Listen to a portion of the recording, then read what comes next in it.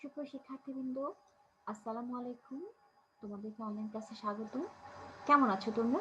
আশা করছি তোমরা সবাই ভালো আছো এবং সুস্থ আছো। এখন তো খুব খারাপ একটা সময় আমরা পার করছি, তাই না? এই সময় কিন্তু আমাদের ফ্রাস্ট্রেটেড হলে চলবে না। আমাদেরকে হাসি খুশি মনে পড়াশোনা করতে হবে। তো চলো, প্রথমে আমি আমার পরিচয় দিয়ে নিই। আমি মারিয়া মুস্তফা, প্রভাষক, ব্যবস্থাপনা বিভাগ, সরকারি বাংলা কলেজ, ঢাকা। আজকে আমি দ্বাদশের ক্লাস নিব। তোমাদের যে ব্যবসায় সংগঠন ও ব্যবস্থাপনা বইয়ের যে ব্যবস্থাপনা দ্বিতীয় পত্র, এই বইয়ের একটা চ্যাপ্টার পড়াবো। চ্যাপ্টারটির নাম হচ্ছে যোগাযোগ। এটি অষ্টম অধ্যায়ে আছে। তোমরা জানো এই চ্যাপ্টারটি আমি এর আগে ধরেছি। চ্যাপ্টারটির কিছু অংশ পড়িয়েছিলাম, আজকে আমি বাকি অংশ পড়াবো। তার আগে চলো দেখে নিই আমরা গত ক্লাসে কি কি পড়েছিলাম। হয় না, আমার ক্লাসটা অনেকদিন পর পর হয়। তো দেখা যাচ্ছে যে তোমরা হয়তোবা ভুলে গিয়েছো, মাঝখান থেকে হয়তোবা ক্যাপচার করতে একটু কষ্ট হতে পারে। এই জন্য চলো আমরা অ্যাট এ গ্লান্স দেখে নিই আমরা গত ক্লাসে কি কি শিখেছিলাম। খুব দ্রুত দেখে নিই। আমরা গত ক্লাসে জেনেছিলাম যোগাযোগের মানে হচ্ছে কমিউনিকেশন, তাই না? এটা তো আমরা সবাই জানি। এখানে আমরা কিছু ছবি দেখেছিলাম, একটু হলেও মনে পড়ছে, তাই না? দেখো আমরা একটা কোটেশন ইউজ করেছিলাম। ভিডিওটা তোমরা কিন্তু পাবা তোমাদের গ্রুপের মধ্যেই, আমার নামে সার্চ করলেই তোমরা কিন্তু আগের ক্লাসটি পেয়ে যাবে। তথ্য জট নিয়ে আলোচনা করেছিলাম। এই যে দেখো কি একটা বাজে অবস্থা, যখনই আমরা যোগাযোগ ভালোভাবে করতে পারি না, যদি না পারি, আমাদের যদি কোনো শৃঙ্খলাবদ্ধভাবে যদি আমরা কমিউনিকেট করতে না পারি, মানে দেখা যাচ্ছে যদি আমরা এলোমেলোভাবে যোগাযোগ করি, যদি কোনো নিয়ম না মেনটেন করি, তাহলে কিন্তু এরকম একটা জট পাখি যাওয়ার সম্ভাবনা থাকে। যোগাযোগের ধারণা পড়েছিলাম আমরা, তারপরে যোগাযোগের প্রক্রিয়া পড়েছিলাম। পলাবর্তন খুবই গুরুত্বপূর্ণ, আমি বলেছিলাম ফিডব্যাক খুবই গুরুত্বপূর্ণ, এটা না হলে কিন্তু যোগাযোগ অসম্পূর্ণ থেকে যায়। ক্লিয়ার ইজ কাইন্ড, যোগাযোগের প্রক্রিয়া একটা ছবি দিয়েছিলাম, নিশ্চয়ই মনে পড়ছে তোমাদের এখন, তাই না? ব্যবসায় যোগাযোগের গুরুত্ব আলোচনা করেছিলাম, পয়েন্ট, প্রতিটা পয়েন্ট খুবই গুরুত্বপূর্ণ, বইয়ে পাবা তোমরা, আর ভিডিওটি দেখে নিবা। তারপর ব্যবসায় যোগাযোগের বিভিন্ন ধরন আলোচনা করেছিলাম, এই চারটা খুবই গুরুত্বপূর্ণ, মাথার মধ্যে কিন্তু গেঁথে নিতে হবে। তারপর দেখো যোগাযোগের মাধ্যমের প্রকারভেদ আলোচনা করেছিলাম, শাব্দিক যোগাযোগ, লিখিত যোগাযোগ, মৌখিক যোগাযোগ, শব্দ বহির্ভূত যোগাযোগ।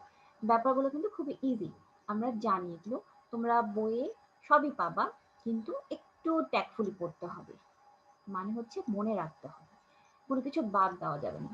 যোগাযোগের মাধ্যমে প্রকারভেদ পড়েছিলাম, কি কি মাধ্যম রয়েছে। আজকে আমরা কিন্তু এই মাধ্যমে যে প্রকারভেদগুলো আছে সেগুলো ডিটেইলি আলোচনা করব। গত ক্লাসে আমরা এখানেই শেষ করেছিলাম, যোগাযোগের বিভিন্ন মাধ্যমগুলো কি কি এটা বলেই কিন্তু গত ক্লাসে শেষ করেছিলাম।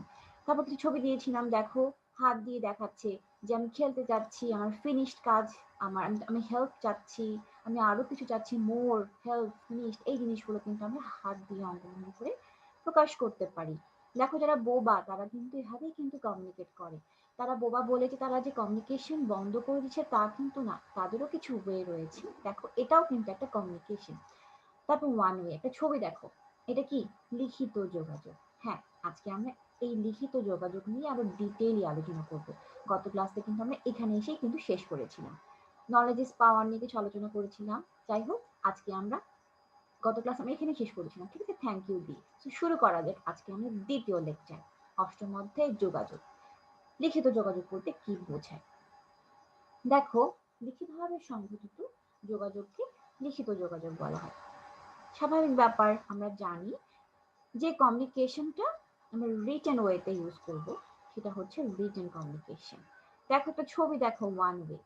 আমরা রাস্তায় এরকম দেখতেই পাই যে মাঝখানে ডিভাইডার রয়েছে, আহ, আমি উল্টা পাশ দিয়ে আসতে পারবো না, হয় না? পুলিশ আটকে দেন আমাদেরকে যদি আমরা উল্টা পাশ থেকে আসতে শুরু করি। সো যে দিকে ডিরেকশনটা দেওয়া আছে তোমাকে সেদিকে যেতে হবে, তুমি উল্টা পাশ দিয়ে আসতে পারবা না। কি হবে তাহলে? অ্যাক্সিডেন্ট হবে। আমরা বাঙালি কি করি? শর্টকাট ওয়ে খুঁজি, আমরা কিন্তু রুলস মানি না, আর আমরা কি বলি? দেশে বদনাম করি। কিন্তু চেঞ্জ করতে হবে আমাদের নিজের অ্যাটিটিউড। আমরা ভুল পথে রাস্তায় যাচ্ছি, এই লিখিত ডিরেকশন থাকার পরও কিন্তু আমরা কি করি? মানি না। এটা হয় কি? এতে হয় অ্যাক্সিডেন্ট, তখন জীবনটা নিজেই চলে যায়, যেটার মূল্য অনেক, সেটা আর ফিরে আসবে না। তো আমরা কিন্তু এখন থেকে কিন্তু রাস্তায় যে ডিরেকশনটা থাকবে, যে লিখিত যে ডিরেকশনটা থাকবে সেটা মেনে চলবো, কেমন? তো যাই হোক, আমরা আমাদের টপিকসে চলে যাই। লিখিত যোগাযোগ বলতে কি বোঝায়? লিখিতভাবে সংগঠিত যোগাযোগকে লিখিত যোগাযোগ বলে। ক্লিয়ার? খুব সহজ কথা। আরেকটা ব্যাপার, ইম্পর্টেন্ট ব্যাপার, দেখো আমি লিখেছি, এটি একটি আনুষ্ঠানিক প্রকৃতির যোগাযোগ। অবভিয়াসলি এটা কিন্তু খুব ফর্মাল। কেন ফর্মাল বলবো? যেমন ধরো আমি গভর্নমেন্ট বাংলা কলেজে একজন প্রভাষক। আমাদের যে শ্রদ্ধেয়, যে আমাদের যে অধ্যক্ষ ম্যাডাম আছেন, উনি আমাদের যদি কোনো মিটিং ডাকেন, কোনো অ্যানাউন্সমেন্ট যদি থাকে, তাহলে উনি লিখিত আকারে নোটিশ দেন। কারণ এটা ফর্মাল, কিন্তু ফর্মালি সেটা আমাদেরকে জানান। এসব ক্ষেত্রে কিন্তু ম্যাডাম আমাদেরকে ফোন করে কিন্তু ইন্ডিভিজুয়ালি বলেন, ম্যাডাম একটা নোটিশ দিয়ে দেন, আমরা আমাদের দায়িত্ব সেটা দেখা, সেটা দেখে আমরা সে অনুযায়ী ম্যাডামের নির্দেশনা মেনে কাজ করার চেষ্টা করি। সো এটা আমি আমার জবের পার্সপেক্টিভে বললাম। এরকম আরো যারা বিভিন্ন জব রয়েছে, বিভিন্ন ব্যাংকে বলো, বিভিন্ন জায়গায় আছে, সাধারণত এই জিনিসগুলো লিখিত ভাবে কিন্তু ডিরেকশন দেওয়া হয়। বেশিরভাগ ক্ষেত্রে রিটেন কমিউনিকেশনটা ফর্মাল হয়, ফর্মালি কাজে ইউজ করা হয়। হ্যাঁ, ইনফর্মালি ইউজ করা হয়, বাট এটি একটি আনুষ্ঠানিকতার ক্ষেত্রে বেশি ইউজ করা হয় লিখিত বলতে গেলে যোগাযোগ। এইরূপ যোগাযোগ শব্দ এইরূপ যোগাযোগ শব্দ ব্যবহার করে অর্থপূর্ণ সংবাদ লিখে তা কি করে, প্রাপকের নিকট প্রেরণ করে, যা পাঠ করে প্রাপক এবং এর মর্মার্থ উপলব্ধি করে। লিখিত যোগাযোগকে আনুষ্ঠানিক যোগাযোগ মাধ্যম, তাই প্রাতিষ্ঠানিক সিদ্ধান্ত বলো, আদেশ, নির্দেশ ইত্যাদি অধস্তনদের জানানো বা অধস্তনগণ কর্তৃক তাদের সমস্যা, প্রতিক্রিয়া, সুপারিশ ইত্যাদি ঊর্ধ্বতনদের জানানোর ক্ষেত্রে লিখিত যোগাযোগ ব্যাপকভাবে ব্যবহৃত হয়। ক্লিয়ার? আই হোপ তোমরা একটু হলে বুঝতে পেরেছো। এখন আমরা যাব এর একটা, দেখো আচ্ছা, যে পরে যাওয়ার আগে আমি একটা, পরের স্লাইডে যাওয়ার আগে আমি একটা ছবি দেখি। দেখো এখানে লিখিত যোগাযোগের কিছু প্যাটার্ন রয়েছে। দেখো ইমেইল, ইমেল অবশ্যই লিখিত যোগাযোগ। ইমেলে আমরা কি করি? তোমরা কি জানো? তোমরা কি মেইল খুলতে পারো? মেইল কিভাবে ইউজ করতে হয় জেনে নিও। এখনকার যুগ কিন্তু ডিজিটাল যুগ, আইসিটি জানতে হবে। এবং যত তুমি পিছিয়ে থাকবা এই বিষয়গুলো, যত তুমি না জানবা, তুমি কিন্তু পিছিয়ে থাকবা। এখন কম্পিটিশনের যুগ, তোমাকে জানতে হবে কিভাবে ইমেইল খুলতে হয়, কিভাবে ইমেইল ইউজ করতে হয়, কিভাবে তাকে মেইল পাঠাতে হয়। হ্যাঁ, তো এটা জেনে নিবা। ইমেইল একটা রিটেন কমিউনিকেশন। মেমোস, এটা রিটেন কমিউনিকেশন। এমপ্লয়ি ম্যানুয়ালস, এটা একটা রিটেন কমিউনিকেশন। ফ্যাক্সেস, এটা রিটেন কমিউনিকেশন। ইনস্ট্যান্ট মেসেজ, এটা রিটেন কমিউনিকেশন। লেটার্স, আমরা সবসময় আমরা চিঠি লিখি, আমরা মেসেজ করছি মোবাইলে, টেক্সট করছি, আমরা যে ফেসবুক ইউজ করি, এখানে সেখানে আমরা মেসেঞ্জারে যাচ্ছি, আমাদের ফ্রেন্ডের সঙ্গে চ্যাট করছি। হ্যাঁ, তো এই সব কিছু কিন্তু কি হচ্ছে, এগুলোকে আমরা রিটেন কমিউনিকেশন বলছি। হ্যাঁ, আচ্ছা, এখন একটা ক্লিয়ার তো হলো যে রিটেন কমিউনিকেশন গুলো কি কি। ইমেইল, এটা এখন মজার একটা ছবি। আমরা কাউকে যখন মেইল করি তখন কি হয়, সেটাকে রিটেন কমিউনিকেশন বলা হয়। আচ্ছা, এখন যাওয়া যাক এর সুবিধাগুলো। রিটেন কমিউনিকেশনের অনেক সুবিধা। সত্যি কথা বলতে কি, আমার নিজেরই পছন্দ রিটেন কমিউনিকেশন। এখানে কোনো ভুল বোঝাবুঝি থাকে না, কোনো আর্গুমেন্টের কোনো স্কোপ থাকে না, এখানে কোনো রিউমারের কিন্তু কোনো অবকাশ নেই। তো চলো যাওয়া যাক এই সুবিধাগুলো কি কি। প্রথমে আসি ভুল বোঝাবুঝি অবসান, এলিমিনেটিং মিসআন্ডারস্ট্যান্ডিং। যোগাযোগের বিভিন্ন পদ্ধতির মধ্যে লিখিত যোগাযোগ সর্বাধিক সঠিক ও নির্ভুল যোগাযোগ পদ্ধতি। এরূপ যোগাযোগে সংবাদে ভুল ব্যাখ্যা বা পক্ষসমূহের মধ্যে সন্দেহ ও ভুল বোঝাবুঝির সম্ভাবনা দূর হয়। সত্যি কথা বলতে কি, এখানে যেটা হয়, তুমি লিখে দিচ্ছ, তো তুমি এখানে কেউ তোমার মিস ইন্টারপ্রেট করতে পারবে না কিন্তু, তাই না? তুমি এখানে লিখে দিয়েছো, তুমি তুমি আবার কিন্তু তুমি ডিনাইও করতে পারবে না। তুমি যদি কিছু লিখো, তোমাকে তো ভেবে চিন্তে লিখতে হবে, কারণ তুমি কিন্তু ডিনাই করতে পারবে না, তুমি অস্বীকার করতে পারবে না যে তুমি এটা লেখোনি, কারণ তোমার সাইন থাকবে, তোমার হাতে লেখা থাকবে। এবং যারা হ্যান্ড রাইটিং এক্সপার্ট আছে, তুমি কিন্তু অস্বীকার যদি করবে না এটা আমার লেখা না, হ্যান্ড রাইটিং এক্সপার্ট যারা আছে তারা কিন্তু সেটা ধরে ফেলবে, তোমার লেখার প্যাটার্ন বের করে বলবে তোমার লেখা, তখন তুমি কিন্তু কোনো মতেই অস্বীকার করতে পারবে না। তো লিখিত যোগাযোগ খুবই গুরুত্বপূর্ণ ব্যাপার। এখানে ভুল বোঝাবুঝির অবসান হয়। নাম্বার 2 হচ্ছে স্থায়ী দলিল, পার্মানেন্ট রেকর্ড। যেটা আমি একটু আগে বললাম, লিখিত যোগাযোগের মাধ্যমে যোগাযোগ বার্তার স্থায়ী রেকর্ড সংরক্ষণ সম্ভব হয়। ফলে ভবিষ্যতে যে কোনো সময় বা প্রয়োজনে প্রামাণ্য দলিল হিসেবে তা ব্যবহার করা যায়। এ কারণে আইনি লড়াইয়ে প্রতিরক্ষার কৌশল হিসেবে প্রয়োজনে তা ব্যবহার করা সম্ভব হয়। দেখো না, আমরা যে দলিল ইউজ করি, আমাদের জমি জমার দলিল, বাড়ির দলিল, কেন দলিল বলি এটাকে, কেন সেটা লিখিত থাকে? এই কারণেই থাকে যে আমরা পরে এটা দেখিয়ে আমার অধিকারটা আদায় করতে পারবো। যদি কেউ আমার সাথে আমার আমার বাড়ি চায়, আমার জমি কেউ হস্তক্ষেপ জমিতে যদি কেউ দাবি করে যেটা আমার জমি, তাহলে আমি আমার দলিলগুলো বের করে কোর্টে যাই আমি মামলা করতে পারবো যে সে আমাকে হ্যারাস করছে, সে আমার জমি দখল করতে যাচ্ছে। আদারওয়াইজ যদি তোমার দলিল না থাকে তুমি কিন্তু অসহায়, তুমি কিছুই করতে পারবে না। সুতরাং বলা যায় লিখিত যোগাযোগ একটা স্থায়ী দলিল। তারপর আসো সমরূপতা বজায় রাখা। এখন মনে হতে পারে সমরূপতা বজায় রাখা আবার কি? অবশ্যই মেইনটেনিং ইউনিফর্মিটি, অর্থাৎ হচ্ছে সংগঠন এবং সংগঠনের বাইরের বিভিন্ন পক্ষের নিকট প্রেরিত বার্তার সমরূপতা বজায় রাখার ক্ষেত্রে লিখিত যোগাযোগের কোনো বিকল্প নেই। মৌখিকভাবে যদি কাউকে কোনো বার্তা বা সংবাদ বিভিন্ন জনের নিকট তুলে ধরতে বলা হয়, তবে দেখা যাবে অন্যের কিছু না কিছু বিকৃতি এসেছে, তাই না? লিখিত যোগাযোগের ক্ষেত্রে এই সুযোগ থাকে। আমি একটা এক্সাম্পল দিই, মজার একটা ব্যাপার। দেখো, এক্সাম্পলটি মজার। আমি শুনেছিলাম এরকম যে একজনের বাচ্চা হয়েছে, তো তার বাচ্চাটা গায়ের রং খুব ময়লা হয়েছে, ইটমিনস তার গায়ের রংটা ডার্ক, একটু কালো হয়েছে। তো ওই কথাটা সে আরেকজনকে বললো যে তার বাচ্চাটা কালো হয়েছে। দেখা যায় এটা এটা এক একজনের কাছে বলতে বলতে সেটা আলটিমেটলি শেষে এসে দাঁড়ালো যে তার কাক হয়েছে, অর্থাৎ সে কাক বাচ্চা দিয়েছে। আসলে কি তাই? আসলে কিন্তু তা না, তার বাচ্চাটা কালো হয়েছিল। তো দেখো, এখানে দেখো ব্যাপারটা পুরোপুরি একটা রিডিকুলাস, একটা সম্পূর্ণ বিকৃত করে সেটাকে রিপ্রেজেন্ট করা হলো। কেন করা হলো? কারণ এটা মুখে স্প্রেড হয়েছে এবং একেকজন নিজের মনের মতো করে এক্সাজারেট করে, নিজের মনের মতো ফেব্রিকেট করে, মানে অতিরঞ্জিত করে দেখা যাচ্ছে সে সেটা স্প্রেড করেছে।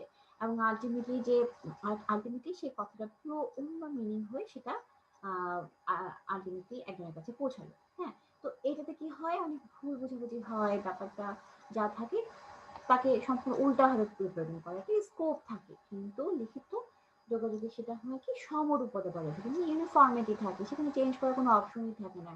একদম অ্যাকুরেট যা বলা হতে সে সেটাই সেটাই প্রকাশ পায়। তারপর যে দীর্ঘ ও জটিল বিষয় যোগাযোগ। দেখো, কোনো দীর্ঘ এবং জটিল বিষয় উপস্থাপন ও প্রেরণে লিখিত যোগাযোগ কি বলতে গেলে সর্বাধিক উপযোগী। বার্তার প্রয়োজনীয় ব্যাখ্যা, প্রাসঙ্গিক বিষয়াবলী, সমর্থন সমূহ, দলিল যদি সহজে কিন্তু লিখিত যোগাযোগে সংযুক্ত করা যায়, তাই না? সুতরাং এটা খুবই গুরুত্বপূর্ণ একটা ব্যাপার, লিখিত যোগাযোগের মাধ্যমে কিন্তু আমরা এটা করতে পারি। তারপর দেখো, তারপরে খুব গুরুত্বপূর্ণ একটা ব্যাপার যেটা হচ্ছে যে আমরা আহ বাহুল্য বর্জন।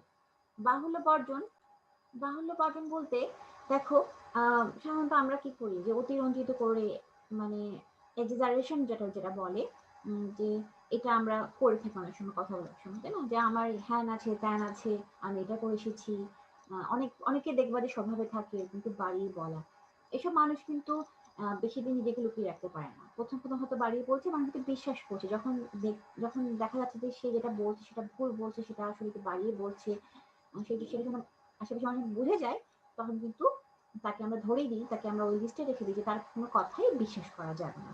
তো যাই হোক, কিন্তু এটা একটা বিব্রতকর একটা অবস্থা, তাই না? এটা একটা একটা কমিউনিকেশনকে এখানে একটা যেটা যেটা হয় যে একটা বিশৃঙ্খলা তৈরি করার জন্য যথেষ্ট, তাই না? তো এই যে বাহুল্য বর্জন করার জন্য লিখিত যোগাযোগের কোনো বিকল্প হয় না। লিখিত যোগাযোগ বার্তা প্রেরক সাবধানতা এবং চিন্তা ভাবনা করে তথ্য সন্নিবেশ করে থাকে। এতে প্রয়োজনীয় বাহুল্য বর্জন, তথ্য বর্জন পূর্বক শুধুমাত্র গুরুত্বপূর্ণ এবং প্রাসঙ্গিক তথ্যই যোগাযোগ বার্তায় উপস্থাপিত হয়। শুধুমাত্র যেটা দরকার সেটাই শুধুমাত্র এখানে লেখা হয়। উল্টাপাল্টা কোনো কিছু লেখার কোনো স্কোপ নেই। যেটা প্রাসঙ্গিক, যেটা রিলেভেন্ট, শুধুমাত্র সেটা ইনক্লুড করা হয়। সুতরাং বলা যায় লিখিত যোগাযোগের বড় রকমের সুবিধা হচ্ছে বাহুল্য বর্জন করে একটা বড় স্কোপ।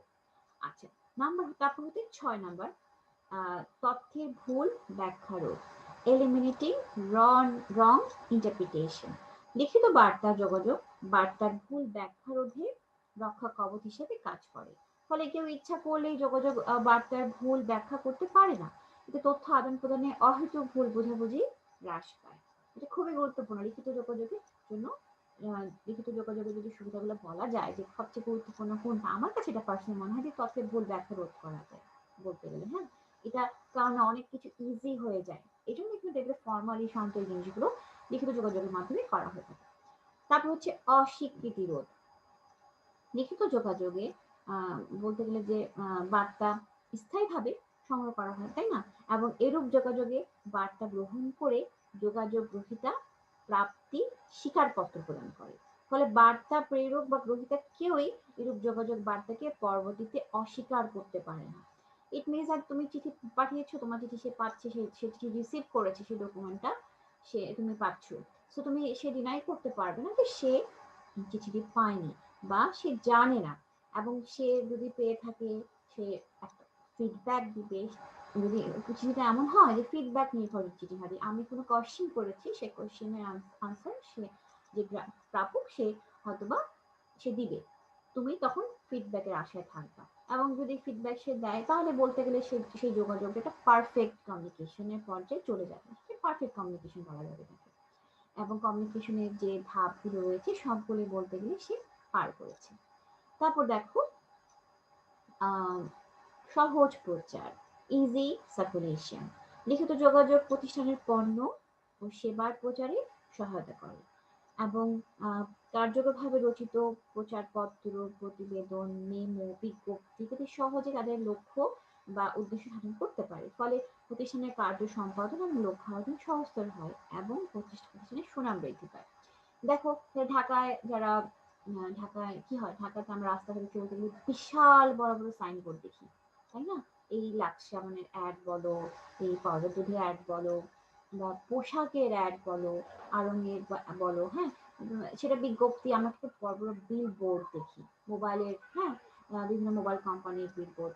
তো এটার মাধ্যমে তারা প্রচার করছে তাদের কোম্পানি সবচেয়ে বেস্ট, তারা এই সুবিধা দিচ্ছে। বিকাশের অ্যাড দেখো, হ্যাঁ, বিলবোর্ড গুলো দেখো। তো এটা একটা লিখিত যোগাযোগ, সহজে কিন্তু প্রচার পাচ্ছে। তুমি জ্যামে আটকে আছো, তুমি বাসের মধ্যে বসে আছো, তোমার চোখ চলে যাচ্ছে বিলবোর্ডের দিকে, তোমার কোনো কাজ নাই, তুমি কি করবা? বিলবোর্ডের লেখাগুলো পড়ছো, ও আচ্ছা আচ্ছা এই সুবিধা দিচ্ছে, জিনিসটা এই অফার দিচ্ছে, সেটা ফ্রি। তোমাকে কিন্তু এক্সট্রা কোনো টাইম কনজিউম করতে হচ্ছে না, তুমি বসে বসে রাস্তাতে বসে বসে তুমি ব্যাপার জিনিসটার সম্বন্ধে একটা ধারণা নিয়ে নিচ্ছ। এতে হয় কি, প্রচারটা খুব সহজে হয়। একটা গ্লান্স, তোমার বাস যতজন যাত্রী রয়েছে তারা সবাই জ্যামে পড়েছে, সেই যেই একটা বিল বোর্ডের সামনে জ্যামে আটকে পড়েছে। তো দেখা যাচ্ছে সেই বিল বোর্ডটা তুমি পড়তে বাধ্য।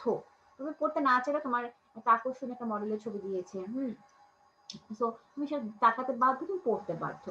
সো তোমাকে কিন্তু তারা বাধ্য করছে দেখার জন্য, হ্যাঁ। এবং এটা খুব সহজ একটা প্রচার, লিখিত মাধ্যম, এটা একটা লিখিত মাধ্যম, ঠিক আছে। আচ্ছা, এরপরে আমরা যে স্লাইডে যাব, আচ্ছা আমরা কিন্তু লিখিত যোগাযোগের মেইন সুবিধাগুলো কিন্তু জেনে নিলাম, ঠিক আছে। এরপরে স্লাইড কি, এরপরে স্লাইড হচ্ছে মৌখিক যোগাযোগ। আমরা লিখিত যোগাযোগ সম্পর্কে বেসিক ধারণা কিন্তু পেয়ে গেলাম। এরপরে মাধ্যমটা কি ছিল? মৌখিক যোগাযোগ। মুখে শব্দ উচ্চারণের মাধ্যমে যে যোগাযোগ সংগঠিত হয় তাকে মৌখিক যোগাযোগ বলা হয়। অর্থাৎ হচ্ছে তুমি মুখে যে মুখে কথা বলে যে যোগাযোগ করছো সেটাকে বলা হচ্ছে মৌখিক যোগাযোগ মাধ্যম। যেমন ধরো আমি তোমাদের ক্লাস নিচ্ছি, তোমরা আমি আমি আমি যে তোমাদের ক্লাস নিচ্ছি অনলাইনে, তোমরা কি করছো? আমার লেকচারটা তুমি শুনছো। তুমি যে কোনো সময় শুনতে পারো, হয়তো ডাউনলোড করে নিতে পারো, বা তুমি দেখা যাচ্ছে যে অবসর সময় শুনছো, আমার গলার ভয়েস শুনছো। আমি তোমাদের সাথে যোগাযোগ করছি মুখের ভয়েসের মাধ্যমে, ঠিক আছে। এটা এক ধরনের মৌখিক যোগাযোগ। অবশ্যই আমি প্রযুক্তি ইউজ করছি তোমাদের সাথে, অনলাইনে আমি নেট ইউজ করছি, প্রযুক্তির মাধ্যমে তোমাদের কাছে পৌঁছাচ্ছি, আমার গলা আসলে তোমাদের কানে পৌঁছাচ্ছে প্রযুক্তির মাধ্যমে। কিন্তু এটা লিখিত না, এটা মৌখিক। এটা সহজ কথা বলতে এটা লিখিত প্লাস মৌখিক দুটাই। আমার স্লাইড তোমরা দেখছো, আমার স্যারের লেখাও তোমরা দেখছো, সেটা একটা লিখিত যোগাযোগ। আমি আমার কথা তোমরা শুনছো এট এ টাইম, এর সাথে সাথে এটা হচ্ছে মৌখিক যোগাযোগ। আমাদের ক্লাসটা দেখো, এটা লিখিত মৌখিক যোগাযোগ, এটা কম্বিনেশন, তাই না? এটা হয় কি আরো বেশি পারফেক্ট হয়, এই যোগাযোগটা আরো বেশি পারফেক্ট হয়। কারণ ক্লাস নিতে গেলে আমাদের মৌখিক এবং লিখিত যোগাযোগ নিতেই হয়, কারণ তা না হলে তোমরা অনেক কিছু বুঝবে না বা বুঝতে সমস্যা হবে তোমাদের, ঠিক আছে। তো আমাকে আমি তোমাদের ক্লাস থেকে সেটা লিখিত মৌখিক যোগাযোগের কম্বিনেশনে ক্লাস নিচ্ছি। তো চলো আর একটু ডিটেইলি আমরা যাই মৌখিক যোগাযোগের নিয়ে কি করা যায়। দেখো, মৌখিক যোগাযোগের মাধ্যম, আমরা মৌখিক যোগাযোগ সম্পর্কে জানলাম যে মৌখিক যোগাযোগ প্রাপকের সাথে প্রেরকের সংগঠিত একটি প্রত্যক্ষ যোগাযোগ ব্যবস্থা, যা তাদের পারস্পরিক উক্তি এবং শ্রবণের মাধ্যমে সংগঠিত হয়, তাই না? মৌখিক যোগাযোগ মাধ্যমে সংবাদ প্রেরক এবং ব্যাপক সামনাসামনি কথোপকথন বা অন্য কোনো যান্ত্রিক বা ইলেকট্রনিক কৌশলের সাহায্যে নিজেদের মধ্যে তথ্য বিনিময় করে থাকে। আমরা যেটা করছি যান্ত্রিক একটা মৌখিক যোগাযোগ, মুখে এবং লিখিত যোগাযোগের মাধ্যমে কমিউনিকেশন করছি, তাই না? আচ্ছা, এখন মৌখিক যোগাযোগের মাধ্যম রয়েছে কিছু, সেটাকে আমরা দুভাগে ভাগ করতে পারি, যান্ত্রিক ও অযান্ত্রিক। অযান্ত্রিক মৌখিক যোগাযোগগুলোর মধ্যে দেখো সামনাসামনি কথোপকথন, সাধারণত যেটা অযান্ত্রিক মানে নন ইলেকট্রনিক পদ্ধতি যেটা বলা হয়, হ্যাঁ, তার মধ্যে এক নম্বর হচ্ছে সামনাসামনি কথোপকথন। সামনাসামনি কথোপকথন মৌখিক যোগাযোগের সর্বাধিক ব্যবহৃত পদ্ধতি। মুখোমুখি কথোপকথনের মাধ্যমে সম্পাদিত যোগাযোগের অধিকাংশই অনানুষ্ঠানিক প্রকৃতির। নীরব যোগাযোগের বার্তা প্রেরক এবং গ্রাহক উভয়কে দেখতে এবং শুনতে পায় এবং পরস্পরের প্রতিক্রিয়া বুঝতে পারে। অর্থ হচ্ছে সামনাসামনি যে যোগাযোগ সেটা সর্বাধিক ব্যবহৃত পদ্ধতি, তাই না? এবং এখানে যেটা হয় যে পাশাপাশি দুজনে থাকে, দুজনের মুখ দেখতে পাচ্ছে, দুজনের অভিব্যক্তি দেখতে পাচ্ছে এবং তাদের প্রতিক্রিয়া বুঝতে পারছে, সে রেগে কথা বলছে না, সে খুব হাসি মুখে কথা বলছে নাকি সে নির্লিপ্ত ভাবে কথা বলছি। ফেসিয়াল এক্সপ্রেশন অবশ্যই খুব গুরুত্বপূর্ণ ব্যাপার যোগাযোগের জন্য। তোমরা জানো ফেসিয়াল এক্সপ্রেশন অনেক বড় একটা ফ্যাক্টর।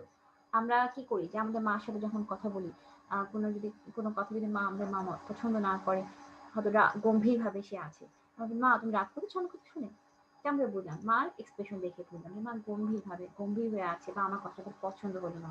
তখন আমাদের কি হয়? আমাদের ভালো লাগে? আমাদের ভালো লাগে না। কাছের মানুষের যদি রাগ করে থাকে তখন কি ভালো লাগে? তখন কি করি? আমরা মান ভাঙানোর চেষ্টা করি। তো এই যে সামনাসামনি কথোপকথন, আমরা কি করি? এটাতে যেটা বড় সুবিধা হচ্ছে আমরা ফেসিয়াল এক্সপ্রেশন দেখতে পারি। নাম্বার 2 হচ্ছে সাক্ষাৎকার। এটা অযান্ত্রিক মৌখিক যোগাযোগ বলতে গেলে।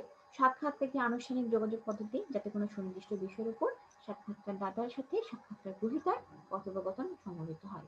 এখানে সাক্ষাৎকার গ্রহীতার কোনো সুনির্দিষ্ট বিষয় সাক্ষাৎকারদাতার মতামত জানার জন্য তাকে বিভিন্ন প্রশ্ন করেন এবং সাক্ষাৎকারদাতা উক্ত প্রশ্নের উত্তর দানের মাধ্যমে তার মতামত ব্যক্ত করেন।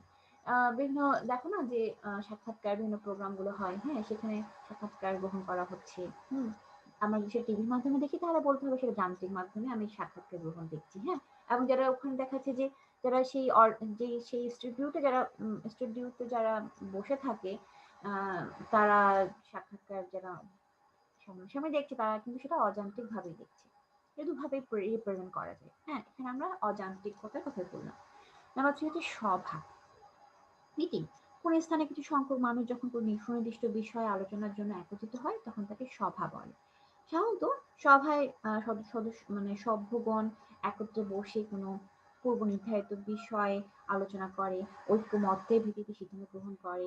ব্যবসায় বিভিন্ন ধরনের সভা অনুষ্ঠিত হতে দেখা যায়। এদের মধ্যে বিধিবদ্ধ সভা আছে, বোর্ড সভা, কমিটি সভা আছে, বার্ষিক সাধারণ সভা আছে, অতিরিক্ত সাধারণ সভা ইত্যাদি বিষয় থাকে কিন্তু, হ্যাঁ। ইত্যাদি সভা অনুষ্ঠিত হয়ে থাকে, ত্রিমাত্রিক সভা থাকে, বার্ষিক সভা থাকে, আহ দেখা যাচ্ছে বিভিন্ন রকম আহ বিভিন্ন সভা থাকে, হ্যাঁ। অতিরিক্ত সভা অনেক সময় আমরা ডাকি কল করি, হ্যাঁ। তো এই জিনিসগুলো কিন্তু থাকে, এগুলো হচ্ছে অযান্ত্রিক সভা। তারপর হচ্ছে কনফারেন্স।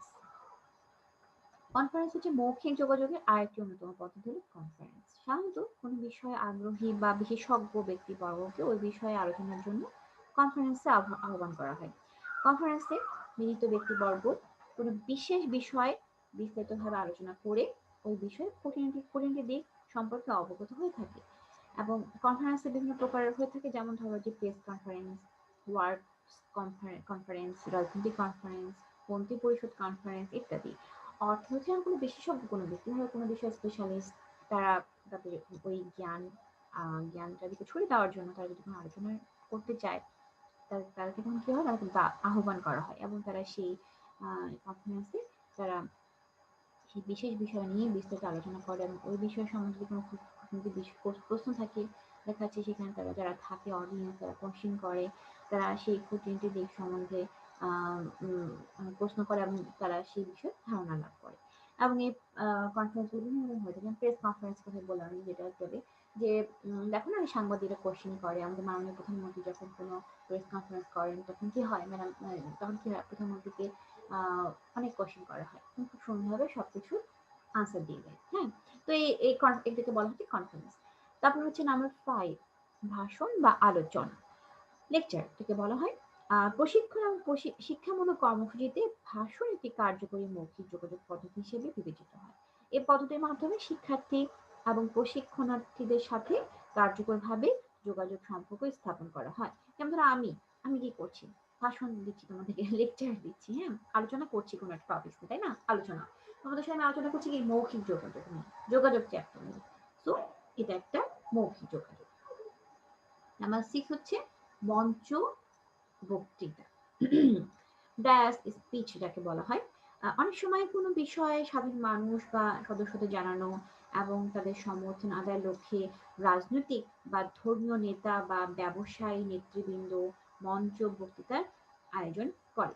মঞ্চ বক্তৃতা প্রদানের পূর্বে যোগাযোগকারীকে পূর্বাহ্নেই প্রয়োজনীয় প্রস্তুতি নিতে হয়। এটা একটা অ্যারেঞ্জমেন্টের একটা ব্যাপার রয়েছে। যেহেতু একটা সময় একই সময়ে অনেকেই তার বক্তৃতা শুনবে, সাউন্ডের ব্যাপার, সাউন্ড ঠিক করতে হবে, মঞ্চ তৈরি করতে হবে এবং সেখানে বিভিন্ন রকম মঞ্চ হতে পারে, রাজনৈতিক মঞ্চ হতে পারে, ধর্মীয় মঞ্চ হতে পারে, যে মঞ্চে রাজনৈতিক আলোচনা হতে পারে, ধর্মীয় আলোচনা হতে পারে।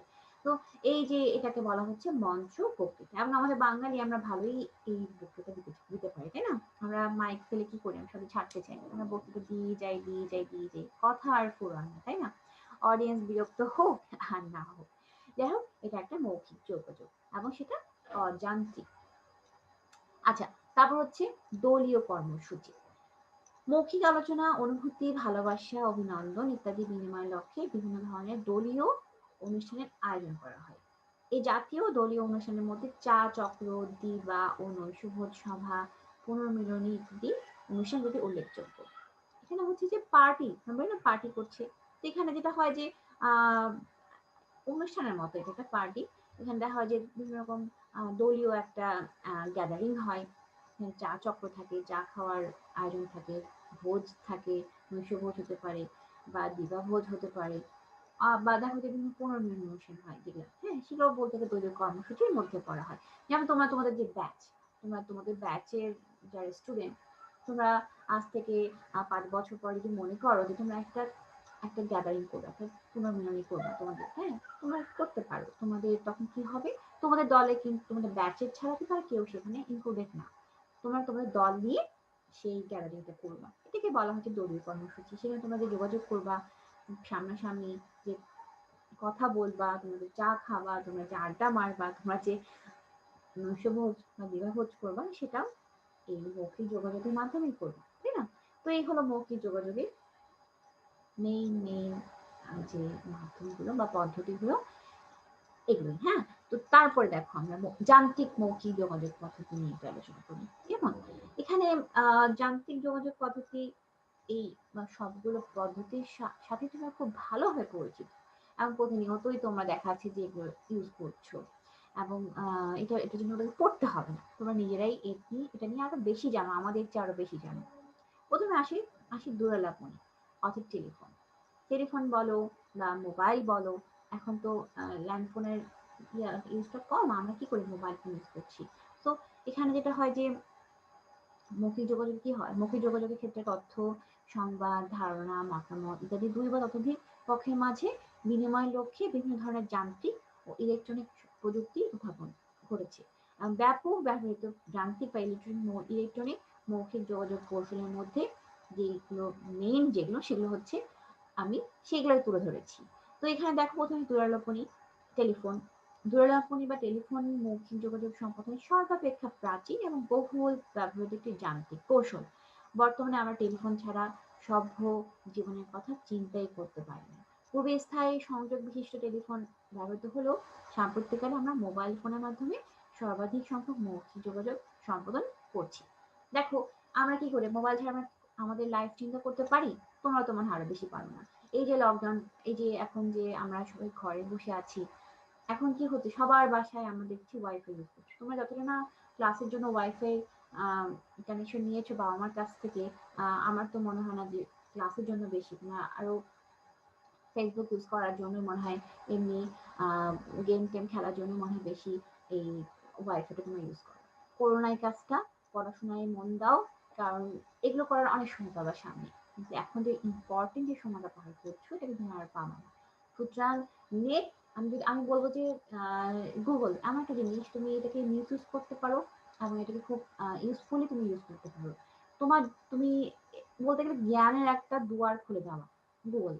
তুমি সেখান থেকে কি আহরণ করবা? সঠিকভাবে যদি তুমি যদি সেটা ভালো কিছু আহরণ করতে চাও, তুমি খুবই জ্ঞানী, খুব ভালো একটা নলেজ গ্যাদার করতে পারবা। তুমি যে বিষয় নিয়ে জানতে চাও, তুমি খুব ভালোভাবে লেগে থাকো। ঠিক আছে?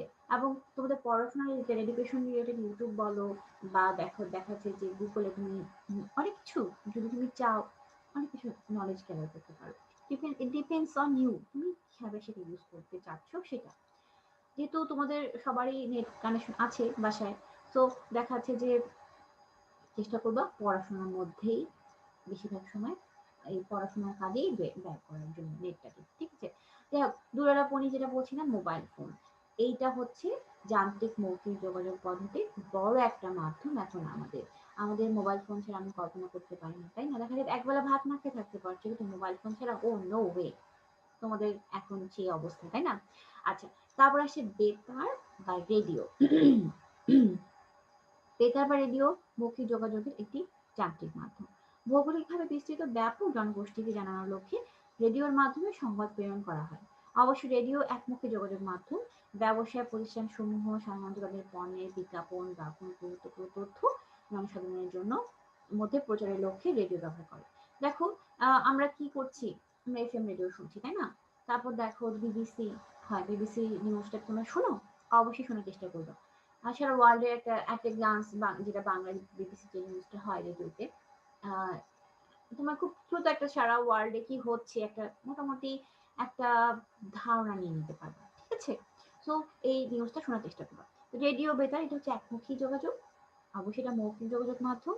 একমুখী বলছি কেউ যে তুমি শুনে যাচ্ছ, তুমি কিছু বলতে পারছো না। ঠিক আছে?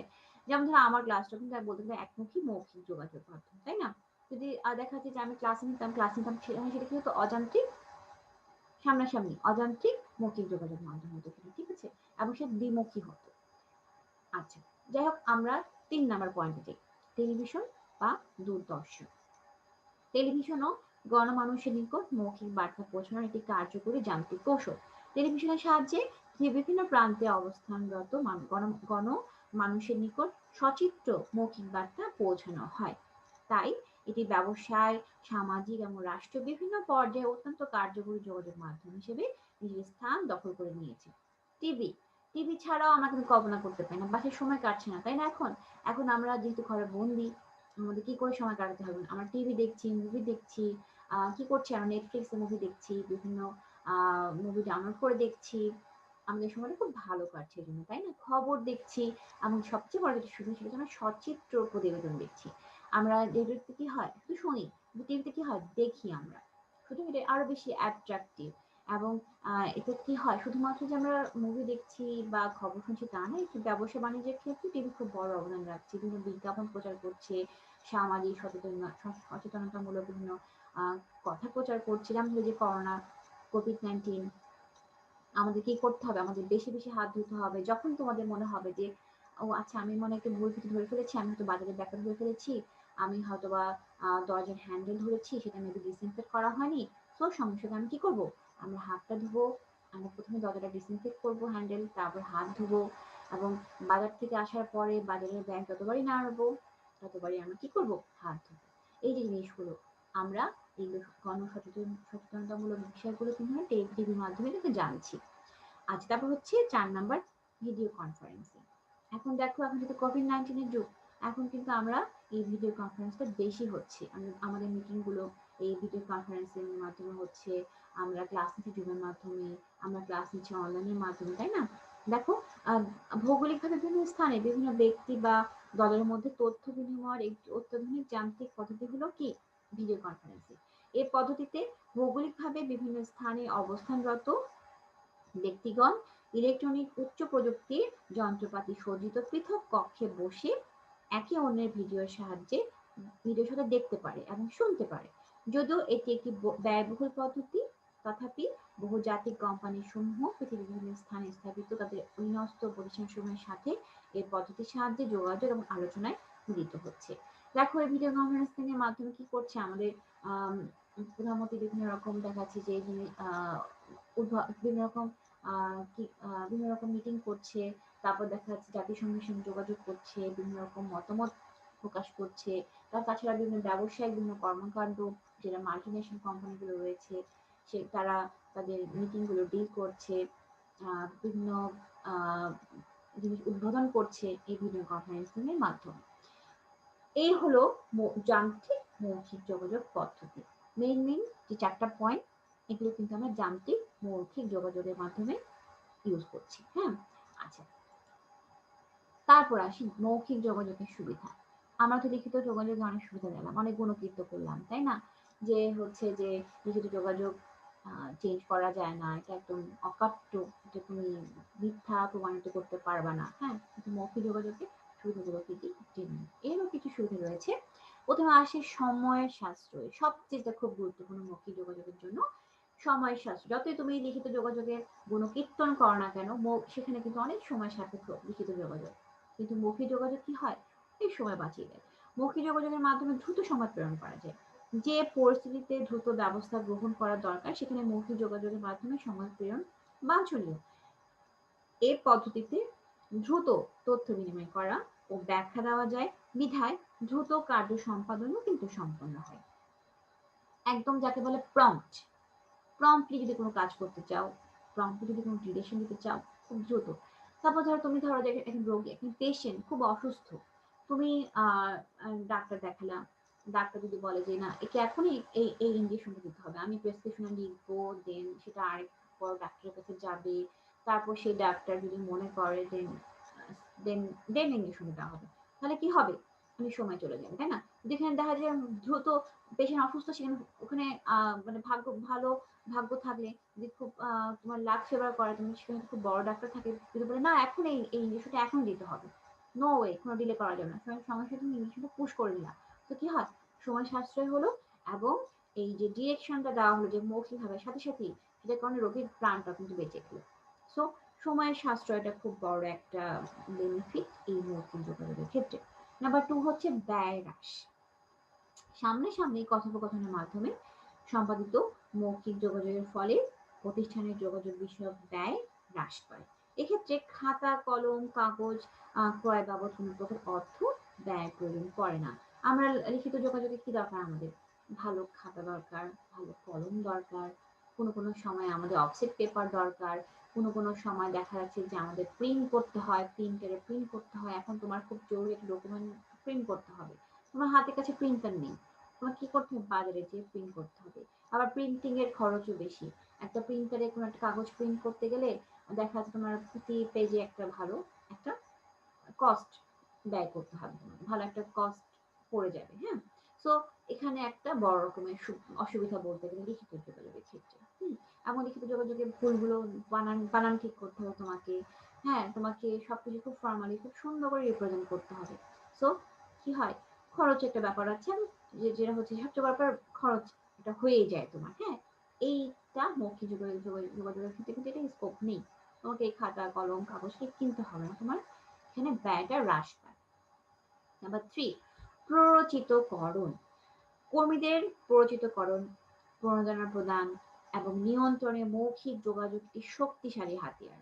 তাই ব্যবস্থাপকগণ অধস্তনদের নিকট তথ্য প্রেরণে অন্যান্য যোগাযোগ মাধ্যম অপেক্ষা মৌখিক যোগাযোগকে অধিকতর শ্রেয় মনে করেন। এই যে আমরা কি পড়ছি, ম্যানেজমেন্ট পড়ছি, এর কি কি আছে, প্রেষণা আছে, তাই না? লিডিং আছে, প্রেষণা পড়বো, আমরা লিডার পড়বো, লিডিং পড়বো, কন্ট্রোলিং পড়বো, অর্গানাইজিং পড়বো, সবকিছু কিন্তু কমিউনিকেশন, সবকিছু কমিউনিকেশন। অর্গানাইজেশন আমাদের লিখিত কমিউনিকেশন হতে পারে, মৌখিক কমিউনিকেশন হতে পারে। তবে নিয়ন্ত্রণের ক্ষেত্রে আমাদের সাথে সেটা ফ্রুটফুল কি, মৌখিক যোগাযোগ। এই যে প্রেষণা, কাউকে ইন্সপায়ার করা, কাউকে উদ্বুদ্ধ করা, কারো ভিতরকার মনের শক্তিটাকে জাগিয়ে দেওয়ার জন্য লিডাররা যে ভাষণ দেয় না, যে লিডাররা যে কাউকে প্ররোচিত করে, সেটা শুধুমাত্র লিখে হয় না, তোমাকে বলতে হবে, তোমাকে তোমার ভয়েস রেজ করতে হবে, তোমাকে তোমার গলার ফ্রিকোয়েন্সি আপ ডাউন করতে হবে, তোমার মুখ ফেসিয়াল এক্সপ্রেশন তোমাকে চেঞ্জ করে কথা বলতে হবে, তাহলে না তোমার কর্মীরা তোমার কথা শুনবে। আদারওয়াইজ তুমি রোবটের মতো বলে গেলা, তুমি জাস্ট লিখে দিলা কিছু একটা, তারা হয়তো পড়লো, কেউ কারো করে মনে হলো, কারো করে মনে হতে পারে পড়ে, কারো করে কেউ পড়েও না, সত্যি কথা বলতে গেলে। অনেক কাছে সময় নেই আমার পড়া অত বড় লেকচার। এই জন্য সবচেয়ে বেশি ফ্রুটফুল হলো কথা বলা এবং কাউকে পরিচিত করার জন্য তোমাকে কথা বলতে হবে। তোমাকে আহ, আহ, সবচেয়ে বড় ব্যাপার হচ্ছে, দেখো আমরা যুদ্ধ করেছি, আমরা যে স্বাধীনতা এনেছি, আমরা কার ভাষণ শুনে উদ্বুদ্ধ হয়েছিলাম? বঙ্গবন্ধু শেখ মুজিবুর রহমানের ভাষণ শুনে। তিনি আমাদেরকে কি করেছিল? আমাদেরকে পরিচিত করেছিলেন, উনি আমাদেরকে ইন্সপায়ার করেছিলেন, আমাদের মনের শক্তিটাকে জাগিয়ে তুলেছিলেন। তারপরেই না বাঙালি অস্ত্র হাতে ঝাঁপিয়ে পড়েছিল যুদ্ধে। সুতরাং হচ্ছে এইটাই হলো মৌখিক যোগাযোগ। হ্যাঁ, এটার অনেক পাওয়ার, এটার পাওয়ার বলেই শেষ করা যাবে না। এটার জোরে কিন্তু অনেক অনেক কিছু করে ফেলতে পারে। তারপর হচ্ছে নিবিড় সম্পর্ক। যোগাযোগ প্রক্রিয়ায় সংশ্লিষ্ট পক্ষসমূহের মধ্যে নিবিড় সম্পর্ক স্থাপনে মৌখিক যোগাযোগের ভূমিকা অনস্বীকার্য।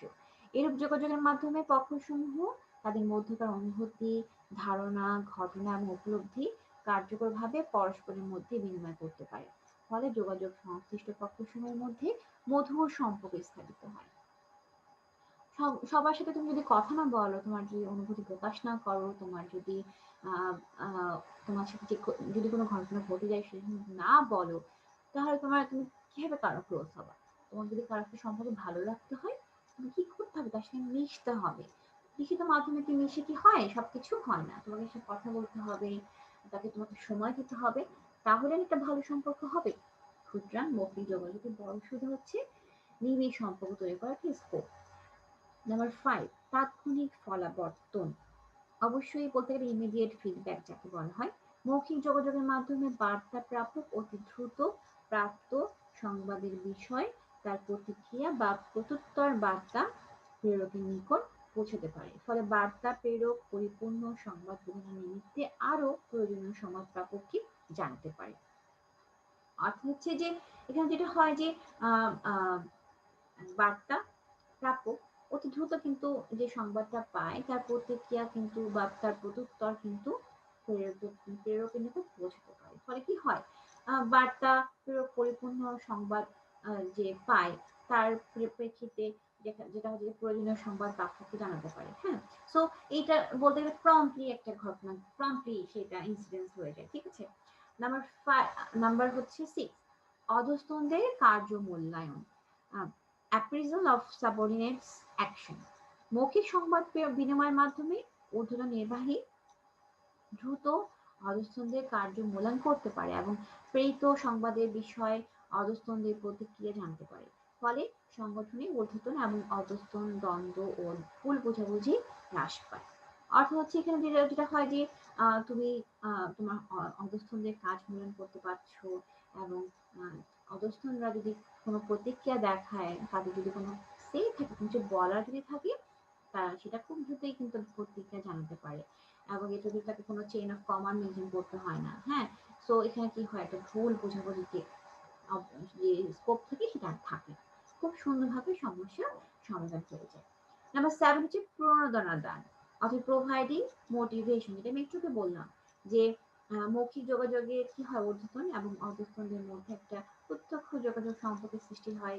ফলে যেটা হয় যে এরূপ যোগাযোগ কিছুটা অনানুষ্ঠানিক প্রকৃতি হয়। এটি কর্মীদেরকে প্রণোদনা দানের কৌশল হিসেবে কিন্তু ব্যবহার করা হয়ে থাকে। সুতরাং আমি আমার যেটা মতে, আমার মতে মৌখিক যোগাযোগের চেয়ে বেস্ট প্রণোদনা দান আর কোনো কিছু দিয়ে হতে পারে না। ঠিক আছে। আচ্ছা, নাম্বার 8, অশিক্ষিত লোকদের সাথে যোগাযোগ। অবশ্যই যারা লেখাপড়া জানে না, যারা লেখা পড়তে পারে না, তাদের সাথে তুমি কিভাবে যোগাযোগ করবে? তাদের সাথে তোমাকে মৌখিক যোগাযোগের সাথে মাধ্যমে যোগাযোগ করতে হবে, তাই না? মৌখিক যোগাযোগ পদ্ধতি অশিক্ষিত লোকদের সাথে যোগাযোগ স্থাপনে সর্ব একটা উত্তম এবং কার্যকরী পদ্ধতি। অশিক্ষিত লোকজন লেখাপড়া না জানার কারণে তাদের সঙ্গে তথ্য, সংবাদ, ভাব ইত্যাদি বিনিময়ে মৌখিক যোগাযোগই কিন্তু একমাত্র অবলম্বন। আচ্ছা, লাস্ট ওয়ান, আনুষ্ঠানিকতা পরিহার। লিখিত যোগাযোগের ন্যায় মৌখিক যোগাযোগ সংগঠনে তেমন আনুষ্ঠানিকতার প্রতিপালনের প্রয়োজন হয় না। এই যোগাযোগের মাধ্যমে পক্ষসমূহ তাদের সুবিধা মতো সময় এবং স্থানে তথ্য, সংবাদ বা ভাবে আদান প্রদান করতে পারে। ফলে যোগাযোগ অত্যাধিক আনুষ্ঠানিকতা প্রতিপালনের প্রয়োজন পড়ে না। সহজ কথা বলতে গেলে কি, যে এই মৌখিক যোগাযোগ খুব প্রম্পটলি আমরা করে ফেলি। এই যোগাযোগটা এমন হচ্ছে যে এই যোগাযোগ কোনো ফর্মালিটি মেনটেন করা হয় না। তো এই কারণে যেটা হয় যে খুব সময় বাঁচে, এবং খুব ডিরেক্ট একটা অ্যাকশনের একটা ব্যাপার চলে আসে এখানে। হ্যাঁ, সুতরাং বলা যায় এটার মধ্যে ফর্মালিটি কম। তো এই হলো মেইন সুবিধা মৌখিক যোগাযোগের। ঠিক আছে, ক্লিয়ার? আমরা কিন্তু এই যোগাযোগগুলো কিন্তু হরহামেশা করেই যাচ্ছি, করি প্রতি মুহূর্তে, তাই না? কিন্তু কখনো কি ভেবে দেখেছি যে আমি যে মৌখিক যোগাযোগটা করলাম, এর তো অনেক সুবিধা রয়েছে। কি কি সুবিধা রয়েছে? আমরা কোনো পয়েন্টটা ফাইন্ড আউট করি না। আজকে আমরা কি করলাম? পয়েন্টটা ফাইন্ড আউট করে ফেললাম। ঠিক সেরকম লিখিত যোগাযোগ করছি, কখনো কি মনে হয়, কখনো কি ভাবছি যে এটা কেন করছি, এটা আমি কেন এই পথটা বেছে নিলাম লিখিত যোগাযোগ, এই পার্সপেক্টিভে নিশ্চয়ই কোনো কারণ রয়েছে।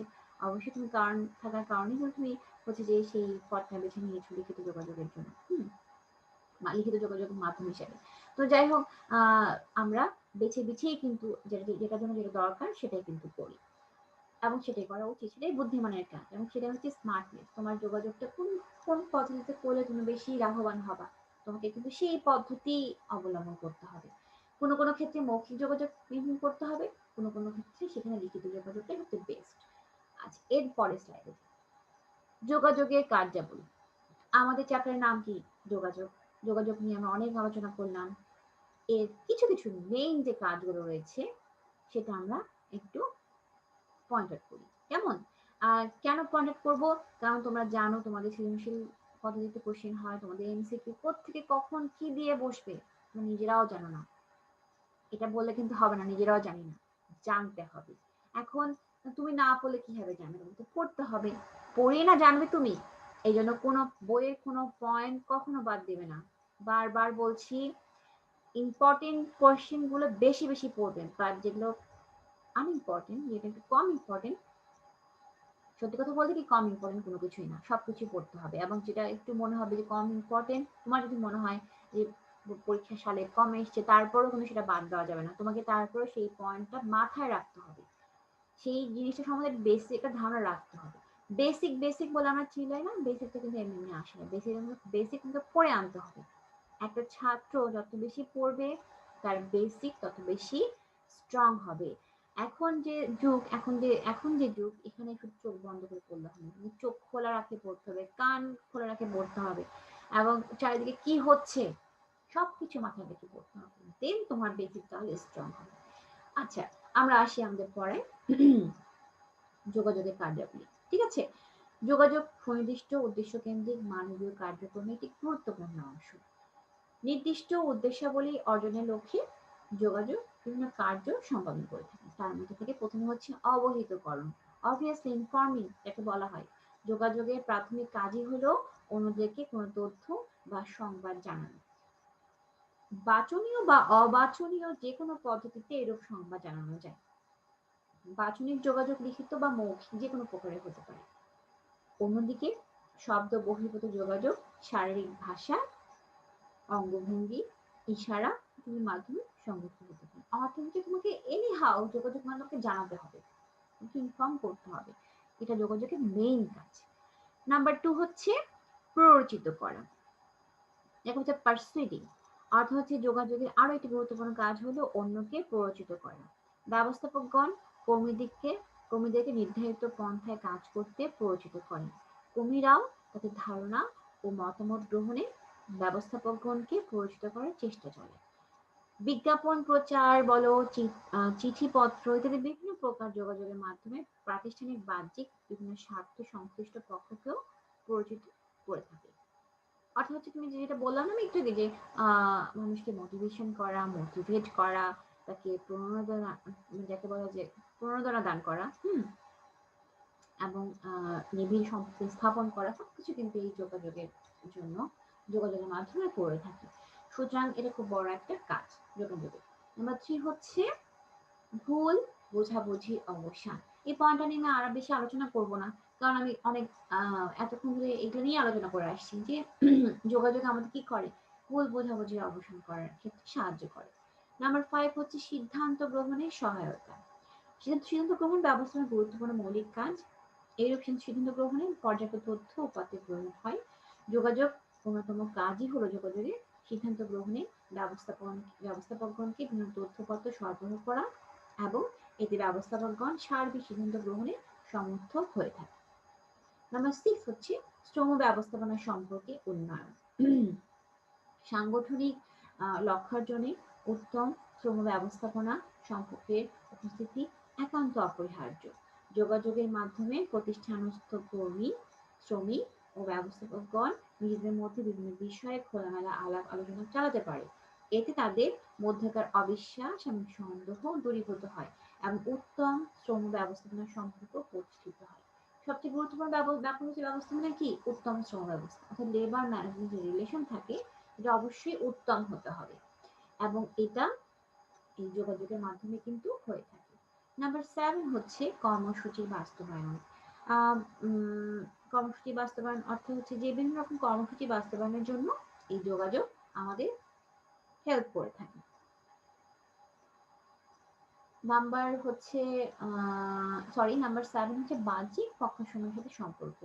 এই যে যোগাযোগ শুধুমাত্র সংগঠনের অভ্যন্তরীণ বিভিন্ন পক্ষের সম্পর্ক তৈরি করে তা না, এটি বাহ্যিক বিভিন্ন পক্ষ যেমন ধরো ক্রেতা, সরবরাহকারী, বিনিয়োগকারী, ব্যাংকার, সাধারণ সম্প্রদায়, সরকার এদের সাথেও কিন্তু সম্পর্ক সহায়তা করে। নাম্বার 8 হচ্ছে বিভিন্ন বিভাগের কার্যের মধ্যে সম্পর্ক স্থাপন। যেমন ধরো বিভিন্ন ব্যক্তি, দল, বিভাগ কর্তৃক সম্পাদিত কার্যগুলির মধ্যে যথার্থ সংযোগ এবং সমন্বয় সাধনের জন্য এই যোগাযোগ আমাদের সাহায্য করে থাকে। নাম্বার 9 হচ্ছে 9 আমি একটু আলোচনা করে দিয়েছি। নাম্বার 10 হচ্ছে সুনাম প্রতিষ্ঠা। কোম্পানির সামাজিক গ্রহণযোগ্যতা বৃদ্ধি এবং পণ্য এবং সেবার বাজার সৃষ্টিতে কোম্পানির সুনাম গুরুত্বপূর্ণ ভূমিকা পালন করে। সমাজের বিভিন্ন পক্ষের সাথে নিয়মিত যোগাযোগ এবং ইতিবাচক সম্পর্ক স্থাপনের মাধ্যমে কোম্পানি এই সুনাম প্রতিষ্ঠা এবং বাজারে কোম্পানির পণ্য ও সেবা বিক্রয় তুলনামূলকভাবে সুবিধা অর্জন করতে পারে। তো এই হলো যোগাযোগের মেইন কার্যাবলী। ঠিক আছে? তো আপাতত এই পর্যন্তই থাকি আমরা, তাই না? এরপরে জিনিসগুলো আমরা এরপরে ক্লাসে জেনে নিব। কেমন? তো আমার সাথে এতক্ষণ থাকার জন্য তোমাদেরকে অসংখ্য ধন্যবাদ। তোমরা ভালো থেকো, সুস্থ থেকো, বাসায় পড়াশোনা করো। কেমন?